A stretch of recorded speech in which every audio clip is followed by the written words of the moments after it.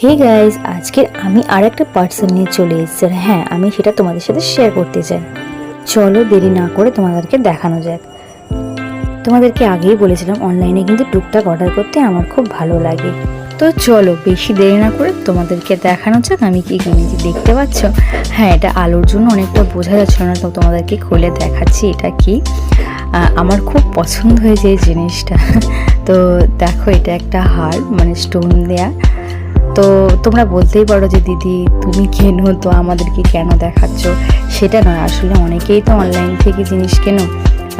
Online থেকে কিনতে গেলে আমাদের একটু ভাবটা কিন্তু হয় যে কেমন আসবে না আসবে। সেই জন্য আমি কিনে আগে তোমাদের সাথে শেয়ার করি, মানে যাতে তোমরাও কিনতে পারো যে আমার ভালো এসে, এরকম ব্যাপার।